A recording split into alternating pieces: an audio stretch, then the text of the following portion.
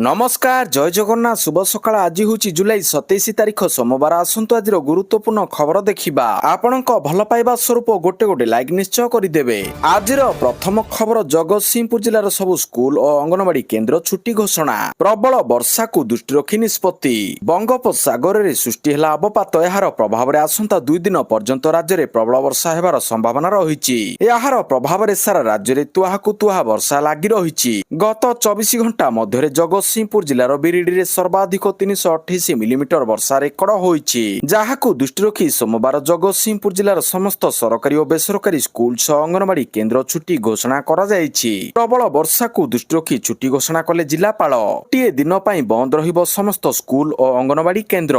बंगोपसागर में सृष्टि होइतिबा अवपात प्रभाव में आसंता 2 दिन पर्यंत राज्य में प्रबल वर्षा हेबार संभावना रही। परवर्ती खबर खोलिबो 75 नुआ युक्त 2 कॉलेज। राज्य में उच्च माध्यमिक शिक्षा सुजोग वृद्धि करने निमंते उच्च माध्यमिक शिक्षा निर्देशालय पक्षरु गुरुत्वपूर्ण पदक्षेप निया जायछि। उच्च क्षमता संपन्न कमिटी बैठक में निष्पत्ति अनुसार 2026-27 शिक्षा वर्ष में राज्यर विभिन्न जिले में मोट 35 नूतन उच्च माध्यमिक विद्यालय खोलिबा पई अनुमोदन प्रदान करा जायछि। निर्देशालय सूचना अनुसार एही नूतन कॉलेज गुड़िक कला विभाग में सर्वाधिक 128टी, विज्ञान विभाग में 64टी एवं वाणिज्य विभाग में 64टी सीट पई अनुमति दिया जायछि। यह छड़ा 127टी सीट पर्यंत सर्वाधिक 4टी एवं 128टी सीट पई 6टी इलेक्टिव विषय रखा व्यवस्था करा जायछि। परवर्ती खबर तमिलनाडु मंदिर रे पांठी हेरफेर 8 अधिकारी निलंबित। अयोध्या राम मंदिर उत्तराखंड बद्रीनाथ धाम मंदिर रे दान पांठी हेरफेर मामला सारा देश को दोहलाई देथिबा बेले एबे दक्षिण भारत मंदिर रु पांठी हेरफेर खबर आसीछि। तमिलनाडु कोयम्बाटूर रे थिबा आरुलमिगु कोनियामन मंदिर रे हुंडी पांठी हेरफेर पाई रविवार मंदिर 8 जन अधिकारी और कर्मचारी निलंबित होइछंती। हिंदू धार्मिक और चैरिटेबल एंडोमेंट आंचलिक जुग्म कमिशनर रमेश कुमार ए निलंबन निर्देश देइछंती। गिरफ होइतिबा व्यक्तिक मध्य रे सीधासळख चोरी अभियोगर संदिग्ध 4 जन सदस्य और गुरुतर प्रशासनिक अवहेला पाई दंडित होइतिबा अन्य 4 जन पर्यवेक्षक अधिकारी अछंती। परवर्ती खबर आलोचना पाई 13 दिन पर ईरान उपर आक्रमण रोकिले ट्रंप। ईरान कूटनीतिक आलोचना पर रास्ता खोलिबा उद्देश्य अमेरिका राष्ट्रपति डोनाल्ड ट्रंप 13 दिन क्रमागत विमान आक्रमण पर नुआ सामरिक कार्यानुष्ठान को सामयिक भाव में स्थगित रखा निर्देश देइछंती। आक्सियोस रिपोर्ट अनुसार ओमान एक प्रतिनिधि दल तेहरान रे पहुंची ईरान अधिकारी आलोचना आरंभ करिवार किछि घंटा पर ट्रंप ए निर्देश देइछंती। विश्व वाणिज्यर गुरुत्वपूर्ण सामुद्रिक पथ स्ट्रेट ऑफ हॉर्मुज को पुनर्बार खोलिबा ही एहार मुख्य उद्देश्य। परवर्ती खबर कारगिल विजय दिवस अवसर वीर जवान मानकु मुख्यमंत्री मोहन चरण माझी श्रद्धांजलि। कारगिल विजय दिवस रे समग्र देश भारतीय सेनार सैनिकक वीरत्व एवं साहस को श्रद्धांजलि ज्ञापन करिसेंती मुख्यमंत्री मोहन चरण माझी। से कहिसेंती कारगिल विजय दिवस केवल एक विजयर स्मृति नुहे, यह भारतीय सेनार अदम्य साहस, अतुलनीय पराक्रम और मातृभूमि प्रति सर्वोच्च समर्पणर प्रतीक। एही गौरवमय अवसर में कारगिल युद्धर समस्त वीर शहीद को विनम्र श्रद्धांजलि और साहसी वीर जवान मानकु शत शत नमन। एने रविवार 27तम कारगिल विजय दिवस अवसर में राष्ट्रपति द्रौपदी मुर्मू, उपराष्ट्रपति सीपी राधाकृष्णन एवं प्रधानमंत्री नरेंद्र मोदी वीर योद्धा मानकु श्रद्धांजलि अर्पण करछंती। परवर्ती खबर 2028 रे निर्वाचन लड़िबे नहीं सिद्धरामैया। कर्णाटक राजनीति एक बड़ खबर सामना को आसी। पूर्वतन मुख्यमंत्री एवं प्रमुख कांग्रेस नेता सिद्धरामैया घोषणा करिसेंती जे 2028 विधानसभा निर्वाचन रे लड़िबे नहीं। से इंस्टाग्राम रे एक पोस्ट करी एही घोषणा करिसेंती। से कहिसेंती मु एबे 79 वर्ष बयसर, आम सरकार कार्यकाल आहरी 1.5 वर्ष बाकी अछि। सेतेबेलकु मु 81-82 वर्षर होइथिबी। मोर स्वास्थ्य पूर्वपरि भल नाही। पूर्वपरि उत्साहर सहित काम करिबा संभव नुहे। परवर्ती खबर छात्र मानकु पिटिबाकु निर्देश देइथिला कि गृहमंत्री को प्रश्न कले राहुल। जंतर मंतर प्रतिवाद करथिबा छात्रंको उपरे पेलट गन की अनुमति देइथिला बोली पचारी राहुल गांधी अमित शाह को चिठी लिखिछंती। छात्र मानकु पिटिबाकु किए निर्देश देइथिला राहुल गांधी गृहमंत्री अमित शाह को चिठी लिखि 2टी प्रश्न पचारिछंती। जुलाई 20 तारिख रे दिल्लीर जंतर मंतर संसद मार्च समय छात्र मानकु उपरे होइतिबा लाठी चार्ज एवं लुहबुआ गैस प्रयोग पय राहुल गांधी सरकार को समालोचना करिछंती। रविवार से ଆନୁଷ୍ଠାନିକ ଭାବରେ କେନ୍ଦ୍ର ଗୃହମନ୍ତ୍ରୀ ଅମିତ ଶାହଙ୍କୁ ଏକ ଚିଠି ଲେଖି ଅନେକ ପ୍ରଶ୍ନୋତ୍ତର ଦାବି କରିଛନ୍ତି। ପରବର୍ତ୍ତୀ ଖବର ପିଓକେକୁ ନେଇ ରାଜନାଥ ସିଂଙ୍କ କଡ଼ା ବୟାନ। ପାକିସ୍ତାନ ଅଧିକୃତ କାଶ୍ମୀର ବା ପିଓକେକୁ ଦଖଲ କରିବା ପାଇଁ ଭାରତକୁ କୌଣସି ଆକ୍ରମଣ କରିବାକୁ ପଡ଼ିବ ନାହିଁ, ବରଂ ସେଠାକାର ଜନସାଧାରଣ ନିଜେ ମୁକ୍ତି ଚାହୁଁଛନ୍ତି ବୋଲି ପ୍ରତିରକ୍ଷା ମନ୍ତ୍ରୀ ରାଜନାଥ ସିଂ ଦୃଢ଼ୋକ୍ତି ପ୍ରକାଶ କରିଛନ୍ତି। ମରକ୍କୋ ଗସ୍ତରେ ଥିବା ବେଳେ ସେହି ବୟାନ ଦେଇଛନ୍ତି। ପାକିସ୍ତାନ ଅଧିକୃତ କାଶ୍ମୀର ପିଓକେକୁ ନେଇ ପ୍ରତିରକ୍ଷା ମନ୍ତ୍ରୀ ରାଜନାଥ ସିଂ ଏକ ବଡ଼ ଏବଂ ଦୃଢ଼ ବୟାନ ଦେଇଛନ୍ତି। ସେ କହିଛନ୍ତି ଯେ ପିଓକେକୁ ନିୟନ୍ତ୍ରଣ ଆଣିବା ପାଇଁ ଭାରତକୁ କୌଣସି ଆକ୍ରମଣାତ୍ମକ ପଦକ୍ଷେପ ନେବାକୁ ପଡ଼ିବ ନାହିଁ, କାରଣ ସେଠାକାର ସ୍ଥାନୀୟ ଜନସାଧାରଣ ବର୍ତ୍ତମାନ ପ୍ରଶାସନଠାରୁ ସ୍ୱାଧୀନତା ପାଇଁ ନିଜେ ଦାବି କରୁଛନ୍ତି। ତେଣୁ ସମୟ ଆସିଲେ ପିଓକେ ଆପେ ଆପେ ଆମର ହୋଇଯିବ, ସେଥିରେ କିଛି ସନ୍ଦେହ ନାହିଁ। ପରବର୍ତ୍ତୀ ଖବର ଇତିହାସ ରଚିଲେ ମୀରାବାଇ ଚାନୁ ତୃତୀୟ ଥର ପାଇଁ ରାଜ୍ୟଗୋଷ୍ଠୀ କ୍ରୀଡ଼ାରେ ଜିତିଲେ ସ୍ୱର୍ଣ୍ଣ ପଦକ।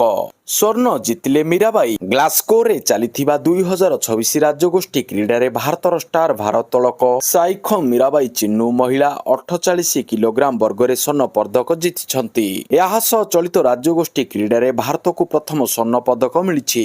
31 ବର୍ଷୀୟା ମୀରାବାଇ ଚିନୁ ନିଜର ଦମଦାର ପ୍ରଦର୍ଶନ ବଳରେ ନୂଆ ରେକର୍ଡ ସୃଷ୍ଟି କରିଛନ୍ତି। ସେ ସ୍ନାଚରେ 85 କିଲୋଗ୍ରାମ ଓଜନ ଉଠାଇ ନୂତନ ରେକର୍ଡ ସ୍ଥାପନ କରିଛନ୍ତି। ପରବର୍ତ୍ତୀ ଖବର ଭାରତର ହ୍ୟାଟ୍ରିକ୍ ବିଜୟ। ଜିମ୍ବାବ୍ୱେ ବିପକ୍ଷରେ 3-0 କ୍ଲିନ୍ ସୁଇପ୍ କଲା ସିରିଜ୍। ହାରାରେ ଖେଳାଯାଇଥିବା ତୃତୀୟ ତଥା ଅନ୍ତିମ ଟି20 ମ୍ୟାଚରେ ଜିମ୍ବାବ୍ୱେକୁ ପରାସ୍ତ କରି ଭାରତୀୟ କ୍ରିକେଟ ଦଳ ବିଜୟ ହ୍ୟାଟ୍ରିକ୍ ହାସଲ କରିବା ସହ ସିରିଜକୁ କ୍ଲିନ୍ ସୁଇପ୍ କରିଛି। ପୂର୍ବରୁ ଇଂଲଣ୍ଡ ଓ ଆୟର୍ଲାଣ୍ଡ ବିପକ୍ଷ ସିରିଜ୍ ହରାଇବା ପରେ ଟିମ୍ ଇଣ୍ଡିଆ ପାଇଁ ଏହା ଏକ ଦମଦାର ପ୍ରତ୍ୟାବର୍ତ୍ତନ ସାବ୍ୟସ୍ତ ହୋଇଛି। ପ୍ରଥମେ ବ୍ୟାଟିଂ କରିଥିବା ଭାରତ ବୈଭବ ସୂର୍ଯ୍ୟବଂଶୀଙ୍କ 81 ରନ୍ ବଳରେ 5 ୱିକେଟ୍ ହରାଇ 192 ରନ୍ କରିଥିଲା। ଜବାବରେ ଘରୋଇ ଜିମ୍ବାବ୍ୱେ 157 ରନ୍ କରିବାକୁ ସକ୍ଷମ ହୋଇଥିଲା। ସିରିଜରେ ଦମଦାର ପ୍ରଦର୍ଶନ କରିଥିବା Vaibhav Suryavanshi player of the series ବିବେଚିତ ହେବା ସହ ଏହି ମ୍ୟାଚ୍ ପାଇଁ ପ୍ଲେୟର ଅଫ୍ ଦ ମ୍ୟାଚ୍ ପୁରସ୍କାର ପାଇଛନ୍ତି। ପରବର୍ତ୍ତୀ ଖବର ଶାସକ ଦଳର ବି ଟିମ୍ ଅପେକ୍ଷାକୁ ପ୍ରତ୍ୟାଖ୍ୟାନ। ଉତ୍ତରପ୍ରଦେଶରେ ଏକାଠି ଲଢ଼ିବାକୁ ସମାଜବାଦୀ ପାର୍ଟିକୁ ଅଫର ଦେଲେ ଓୱେସି। ଆଗାମୀ ଉତ୍ତରପ୍ରଦେଶ ବିଧାନସଭା ନିର୍ବାଚନରେ ଶାସକ ଭାରତୀୟ ଜନତା ପାର୍ଟିକୁ ପରାସ୍ତ କରିବା ପାଇଁ ଏଆଇଏମ୍ଆଇଏମ୍ ମୁଖ୍ୟ ଆସାଦୁଦ୍ଦିନ ଓୱେସି ସମାଜବାଦୀ ପାର୍ଟି ଏସ୍ପି ମୁଖ୍ୟ ଅଖିଳେଶ ଯାଦବଙ୍କୁ ଏକାଠି ନିର୍ବାଚନ ଲଢ଼ିବା ପାଇଁ ଆହ୍ୱାନ ଦେଇଛନ୍ତି। ମୋରାଦାବାଦଠାରେ ଅନୁଷ୍ଠିତ ଏକ ଜନସଭାରେ ସମ୍ବୋଧନ କରି ଓୱେସି ଏହି ପ୍ରସ୍ତାବ ରଖିଛନ୍ତି। ପରବର୍ତ୍ତୀ ଖବର ରାଜ୍ୟ ଛାତ୍ର କଂଗ୍ରେସର ମଙ୍ଗ ସମ୍ଭାଳିବେ ବିଭୂତିଭୂଷଣ ମହାପାତ୍ର। ଓଡ଼ିଶା ରାଜନୈତିକ ମହଲରେ ଏକ ବଡ଼ ଧରଣର ସଂଗଠନଗତ ପରିବର୍ତ୍ତନ ଦେଖିବାକୁ ମିଳିଛି। ଯୁବ ଛାତ୍ର ସମାଜକୁ ଏକାଠି କରି କଂଗ୍ରେସ ଦଳର ଆଧାରକୁ ଅଧିକ ମଜବୁତ କରିବା ପାଇଁ ଦଳ ପକ୍ଷରୁ ଗୁରୁତ୍ୱପୂର୍ଣ୍ଣ ପଦକ୍ଷେପ ନିଆଯାଇଛି। ରାଜ୍ୟରେ କଂଗ୍ରେସର ଛାତ୍ର ସଂଗଠନକୁ ଅଧିକ ଗତିଶୀଳ ଏବଂ ସକ୍ରିୟ କରିବା ଉଦ୍ଦେଶ୍ୟରେ ବିଭୂତିଭୂଷଣ ମହାପାତ୍ରଙ୍କୁ ରାଜ୍ୟ ଛାତ୍ର କଂଗ୍ରେସ ସଭାପତି ଭାବରେ ନିଯୁକ୍ତି ଦିଆଯାଇଛି। ନୂତନ ସଭାପତି ଭାବରେ ଦାୟିତ୍ୱ ଗ୍ରହଣ କରିବା ପରେ ଶ୍ରୀ ମହାପାତ୍ର ବିଭିନ୍ନ ଜିଲ୍ଲା ଏବଂ କଲେଜ ସ୍ତରରେ ଦଳୀୟ ସଂଗଠନକୁ ସୁଦୃଢ଼ କରିବା ପାଇଁ କାମ କରିବେ ବୋଲି ପ୍ରକାଶ କରିଛନ୍ତି। ପରବର୍ତ୍ତୀ ଖବର ଇନଫୋସିସ୍ ସହ ପ୍ରତିଷ୍ଠାତାଙ୍କୁ ଗୁରୁ ଦାୟିତ୍ୱ। ପରୀକ୍ଷାରେ ସଂସ୍କାର ପାଇଁ ଟାସ୍କ ଫୋର୍ସ ଗଠନ କଲେ ପ୍ରଧାନମନ୍ତ୍ରୀ। ପ୍ରଶ୍ନପତ୍ର ଲିକ୍ ବିରୋଧରେ ଆନ୍ଦୋଳନ ତେଜିବା ପରେ ସରକାର ପୁରା ଆକ୍ସନ ମୋଡକୁ ଆସିଛନ୍ତି। ନିଜେ ପ୍ରଧାନମନ୍ତ୍ରୀ ନରେନ୍ଦ୍ର ମୋଦି ସବୁ ଦାୟିତ୍ୱ ନିଜ ହାତକୁ ନେଇଛନ୍ତି। ପରୀକ୍ଷାକୁ ସ୍ୱଚ୍ଛ ଏବଂ ତ୍ରୁଟି ଶୂନ୍ୟ କରିବା ପାଇଁ ତାଙ୍କ ସରକାରଙ୍କ ପ୍ରତିବଦ୍ଧତାକୁ ଲଗାତାର ଦୋହରାଇଛନ୍ତି। ଫାଷ୍ଟ ଟ୍ରାକ୍ କୋର୍ଟ 10 ବର୍ଷ ଜେଲ୍ ଦଣ୍ଡଠାରୁ ଆରମ୍ଭ କରି 10 କୋଟି ଟଙ୍କା ଜରିମାନା ପ୍ରାବଧାନ ବ୍ୟବସ୍ଥା କରାଯାଉଛି। ଏହାରି ଭିତରେ ପ୍ରଧାନମନ୍ତ୍ରୀ ନରେନ୍ଦ୍ର ମୋଦି ପୁଣି ଥରେ ଏକ ସର୍ଟ ଭିଡିଓ ସେୟାର କରି ବଡ଼ ଘୋଷଣା କରିଛନ୍ତି। ଦେଶରେ ପରୀକ୍ଷା ସଂସ୍କାର ପାଇଁ ଟାସ୍କ ଫୋର୍ସ ଗଠନ କରିଛନ୍ତି ସରକାର। ପ୍ରଧାନମନ୍ତ୍ରୀ ମୋଦି ନିଜ ଭିଡିଓ କରି ଏହି ସୂଚନା ଦେଇଛନ୍ତି। ସେ କହିଛନ୍ତି, ଫ୍ରେଣ୍ଡସ୍, ବିଦ୍ୟାର୍ଥୀଙ୍କ ଭବିଷ୍ୟତ ପାଇଁ ଭାରତ ସରକାର ଲଗାତାର ଅନେକ ପଦକ୍ଷେପ ନେଉଛନ୍ତି। ପରବର୍ତ୍ତୀ ଖବର ଉତ୍ତର କୋରିଆରୁ ଆଉ 30,000 ସୈନିକ ଆଣିବ ରୁଷ, ବଡ଼ ଦାବି କଲେ ୟୁକ୍ରେନ ରାଷ୍ଟ୍ରପତି। ୟୁକ୍ରେନ ରାଷ୍ଟ୍ରପତି ଭୋଲୋଡିମିର ଜେଲେନ୍ସ୍କି କହିଛନ୍ତି ଯେ ୟୁକ୍ରେନ ଯୁଦ୍ଧରେ ସାମିଲ କରିବା ପାଇଁ ରୁଷ ଉତ୍ତର କୋରିଆରୁ ଅତିରିକ୍ତ 30,000 ସୈନ୍ୟ ଏବଂ କ୍ଷେପଣାସ୍ତ୍ର ଲଞ୍ଚର ମାଗିଛି। ଜେଲେନ୍ସ୍କି ସୋସିଆଲ ମିଡିଆ ଏକ୍ସରେ ପ୍ରକାଶ କରିଛନ୍ତି ଯେ ଜୁନ୍ ମାସରୁ ରୁଷର ଭୋରୋନେଜ ଅଞ୍ଚଳରେ ଏହି ଉତ୍ତର କୋରିଆ ସୈନ୍ୟମାନଙ୍କୁ ମୁତୟନ ପାଇଁ ପ୍ରସ୍ତୁତି ଚାଲିଛି। ଏହା ପୂର୍ବରୁ 2024 ମସିହାରେ କୁର୍ସ୍କ ଅଞ୍ଚଳରେ ୟୁକ୍ରେନର ପାଲଟା ଆକ୍ରମଣକୁ ରୋକିବା ପାଇଁ ଉତ୍ତର କୋରିଆ ହଜାର ହଜାର ସୈନ୍ୟ ପଠାଇଥିଲା। ପରବର୍ତ୍ତୀ ଖବର ରଥାରୂଢ଼ ଚତୁର୍ଦ୍ଧାମୂର୍ତ୍ତିଙ୍କ ଅଧରପଣା ନୀତି ସମ୍ପନ୍ନ। ଶାନ୍ତ ହେଲେ ପାର୍ଶ୍ୱ ଦେବାଦେବୀ ଓ ଚଣ୍ଡୀ ଚାମୁଣ୍ଡା। ଶ୍ରୀକ୍ଷେତ୍ରରେ ଦୁର୍ଲଭ ସୁନାବେଶ ବା ରାଜରାଜେଶ୍ୱର ବେଶ ଶେଷ ହେବା ପରେ ପବିତ୍ର ଦ୍ୱାଦଶୀ ତିଥିରେ ରଥ ଉପରେ ଚତୁର୍ଦ୍ଧା ମୂର୍ତ୍ତିଙ୍କ ଅଧରପଣା ନୀତି ଶାନ୍ତି ଶୃଙ୍ଖଳା ସହ ସମ୍ପନ୍ନ ହୋଇଛି। ରବିବାର ବିଳମ୍ବିତ ରାତିରେ ମହାପ୍ରଭୁଙ୍କର ଏହି ସ୍ୱତନ୍ତ୍ର ନୀତିକାନ୍ତି ସମ୍ପୂର୍ଣ୍ଣ ହୋଇଛି। ଶ୍ରୀଜୀଉଙ୍କ ଅଧର ଉଚ୍ଚାର ଉଚ୍ଚ ମାଟି ହାଣ୍ଡିରେ ଏହି ମହାପ୍ରସାଦ ପଣା ସମର୍ପଣ କରାଯାଇଥିଲା। ଭୋଗ ଲାଗି ହେବା ପରେ ନିୟମ ଅନୁସାରେ ରଥ ଉପରେ ସେହି ପଣା ହାଣ୍ଡି ଗୁଡ଼ିକୁ ଭଙ୍ଗା ଯାଇଥିଲା। ସେପଟେ ଆଜି ନୀଳ କନ୍ଦରକୁ ବିଜେ କରିବେ ମହାବାହୁ। 12 ଦିନର ଲୀଳାଖେଳା ଶେଷ ପରେ ଆଜି ଚତୁର୍ଦ୍ଧା ବିଗ୍ରହ ନୀଳାଦ୍ରି ବିଜେ କରିବେ। ରଥାରୂଢ଼ ଚତୁର୍ଦ୍ଧା ମୂର୍ତ୍ତି ଗୋଟି ପହଣ୍ଡିରେ ରତ୍ନ ମଣ୍ଡପକୁ ବିଜେ କରିବେ। ରାମକୃଷ୍ଣ ମଦନମୋହନ ଶ୍ରୀମନ୍ଦିରକୁ ପ୍ରଥମେ ବିଜେ କରିବେ। ବଡ଼ ଠାକୁର ବଳଭଦ୍ର ଦେବୀ ସୁଭଦ୍ରାଙ୍କ ପରେ ଶେଷରେ କାଳିଆ ଠାକୁର ନନ୍ଦିଘୋଷରୁ ଓହ୍ଲାଇ ପହଣ୍ଡିରେ ରତ୍ନବେଦୀକୁ ଯିବେ। ପରବର୍ତ୍ତୀ ଖବର ଭାରତ ପାଇଁ ଆଉ ଏକ ଖରାପ ଖବର। ପ୍ରଧାନମନ୍ତ୍ରୀଙ୍କ ହାତରୁ ମୁନିରଙ୍କ ହାତକୁ ଆସିଲା ପରମାଣୁ ବୋମାର ବଟନ। ପାକିସ୍ତାନ 37ତମ ସମ୍ବିଧାନ ସଂଶୋଧନ ମାଧ୍ୟମରେ ଏହାର ପ୍ରତିରକ୍ଷା ଗଠନରେ ଏକ ବଡ଼ ପରିବର୍ତ୍ତନ ଆଣିଛି। ପ୍ରଧାନମନ୍ତ୍ରୀଙ୍କ ଠାରୁ ପରମାଣୁ ଅସ୍ତ୍ର ସମ୍ପୂର୍ଣ୍ଣ ନିୟନ୍ତ୍ରଣ କାଢ଼ି ନେଇ ଏହାକୁ ସେନା ମୁଖ୍ୟ ଫିଲ୍ଡ ମାର୍ଶାଲ ଅସୀମ ମୁନିରଙ୍କ ନେତୃତ୍ୱାଧୀନ ନୂତନ ଜାତୀୟ ରଣନୀତିକ କମାଣ୍ଡକୁ ହସ୍ତାନ୍ତର କରାଯାଇଛି। ସଦ୍ୟତମ ସଂଶୋଧନ ଅନୁଯାୟୀ ଦେଶର ରଣନୀତିକ ସମ୍ପତ୍ତି ଓ ପରମାଣୁ ଅସ୍ତ୍ରଶସ୍ତ୍ରର କାର୍ଯ୍ୟକ୍ଷମତାକୁ ପରିଚାଳନା କରିବାକୁ ପାକିସ୍ତାନ NACC ପ୍ରତିଷ୍ଠା କରିଛି। ପାକିସ୍ତାନର ଏହି ପଦକ୍ଷେପ ନ୍ୟାସନାଲ କମାଣ୍ଡ ଅଥରିଟିରେ ପ୍ରଧାନମନ୍ତ୍ରୀଙ୍କ ଭୂମିକାକୁ ସଂକୁଚିତ କରିଛି। ମୁନିର ପ୍ରତିରକ୍ଷା ବାହିନୀ ମୁଖ୍ୟ ଓ ସେନା ଭାବରେ ଦ୍ୱୈତ ଭୂମିକାରେ ଥିବା ଯୋଗୁଁ ତାଙ୍କୁ ଏହି କ୍ଷମତା ମିଳିଥିବା ରିପୋର୍ଟରେ କୁହାଯାଇଛି। ପରବର୍ତ୍ତୀ ଖବର କିଛି ଚାଷୀଙ୍କ ପାଇଁ ବଡ଼ ଖବର। ଏସବୁ ଚାଷୀଙ୍କୁ ମିଳିବନି PM କିଷାନର ସହାୟତା ରାଶି। ପ୍ରଧାନମନ୍ତ୍ରୀ କିଷାନ ସମ୍ମାନ ନିଧି ଯୋଜନା ମାଧ୍ୟମରେ ଦେଶର କୋଟି କୋଟି ଚାଷୀଙ୍କୁ କେନ୍ଦ୍ର ସରକାରଙ୍କ ପକ୍ଷରୁ ପ୍ରତିବର୍ଷ 6,000 ଟଙ୍କା ଆର୍ଥିକ ସହାୟତା ଦିଆଯାଉଛି। ଅର୍ଥ 2,000 ଟଙ୍କା ଲେଖାଏଁ 3ଟି କିସ୍ତିରେ ସିଧାସଳଖ ଚାଷୀଙ୍କ ବ୍ୟାଙ୍କ ଖାତାକୁ ପଠାଯାଏ। ଏ ପର୍ଯ୍ୟନ୍ତ ଏହି ଯୋଜନାର 23ଟି କିସ୍ତି ଜାରି ହୋଇସାରିଛି ଏବଂ ଏବେ ସାରା ଦେଶରେ ଚାଷୀମାନେ 24ତମ କିସ୍ତିକୁ ଅପେକ୍ଷା କରିଛନ୍ତି। ଏହି କିସ୍ତି ଖୁବ୍ ଶୀଘ୍ର ଜାରି ହେବାକୁ ଥିବା ବେଳେ ଗୁରୁତ୍ୱପୂର୍ଣ୍ଣ କଥା ହେଉଛି ଏଥର ସମସ୍ତ ଚାଷୀ ଏହାର ଲାଭ ପାଇବେ ନାହିଁ। କେତେକ ଚାଷୀଙ୍କୁ 24ତମ କିସ୍ତି ମିଳିବ ନାହିଁ। ଏହା ପଛରେ ରହିଛି 3ଟି ବଡ଼ କାରଣ। ଯେଉଁମାନେ EKYC ସମ୍ପୂର୍ଣ୍ଣ ନ କରିଛନ୍ତି ସେମାନଙ୍କୁ ମିଳିବ ନାହିଁ। ଏଥିସହ ଜମି ସତ୍ୟାପନ ନ ହେବା, ବ୍ୟାଙ୍କ ଖାତା ସହ ଆଧାର ଲିଙ୍କ ଓ DBT ସକ୍ରିୟ ନଥିବା ଚାଷୀଙ୍କୁ ମିଳିବ ନାହିଁ। ପରବର୍ତ୍ତୀ ଖବର ଭାରତୀୟ ସେନା ପାଇଁ ଦୁଃଖ ଖବର। ପ୍ରଥମ NSG ମୁଖ୍ୟଙ୍କ ପରଲୋକ। ଭାରତୀୟ ସୁରକ୍ଷା ଗାର୍ଡ NSGର ପ୍ରଥମ ମହାନିର୍ଦ୍ଦେଶକ RT ନାଗରାନୀଙ୍କର ରବିବାର 98 ବର୍ଷ ବୟସରେ ପରଲୋକ ଘଟିଛି। 1986 ମସିହାରେ ଅମୃତସରର ସ୍ୱର୍ଣ୍ଣ ମନ୍ଦିରରୁ ସଶସ୍ତ୍ର ଆତଙ୍କବାଦୀମାନଙ୍କୁ ବିତାଡ଼ିତ କରିବା ପାଇଁ ଅପରେସନ ବ୍ଲାକ୍ ଥଣ୍ଡର 1ର ନେତୃତ୍ୱ ନେଇଥିବା ନାଗରାନୀଙ୍କର ରବିବାର ଦିଲ୍ଲୀଠାରେ ମୃତ୍ୟୁ ହୋଇଛି।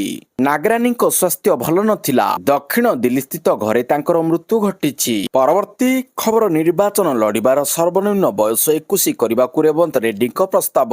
ବିଧାନସଭା ଲୋକସଭା ନିର୍ବାଚନ ଲଢ଼ିବା ପାଇଁ ବର୍ତ୍ତମାନର ସର୍ବନିମ୍ନ ବୟସ ସୀମା 25 ପରିବର୍ତ୍ତେ 21 ବର୍ଷ କରିବାକୁ ତେଲେଙ୍ଗାନା ମୁଖ୍ୟମନ୍ତ୍ରୀ ରେବନ୍ତ ରେଡ୍ଡୀ ପ୍ରସ୍ତାବ ଦେଇଛନ୍ତି। ଶନିବାର ହାଇଦ୍ରାବାଦରେ ଜେନ୍ଜି ଯୁବକମାନଙ୍କ ସମର୍ଥନରେ ଆୟୋଜିତ ଏକ କ୍ୟାଣ୍ଡେଲ ମାର୍ଚ୍ଚରେ ଯୋଗଦେଇ ସେ କହିଛନ୍ତି ଅଗଷ୍ଟ ପ୍ରଥମ ସପ୍ତାହରେ ରାଜ୍ୟ ବିଧାନସଭା ଓ ବିଧାନ ପରିଷଦ ସ୍ୱତନ୍ତ୍ର ଅଧିବେଶନ କରାଯିବ। ଏଥିରେ ବୟସ ସୀମା 21 ବର୍ଷକୁ ହ୍ରାସ କରିବା ସମ୍ପର୍କିତ ପ୍ରସ୍ତାବ ପାରିତ କରାଯାଇ କେନ୍ଦ୍ର ସରକାର ଓ ପ୍ରଧାନମନ୍ତ୍ରୀଙ୍କ ନିକଟକୁ ପଠାଯିବ।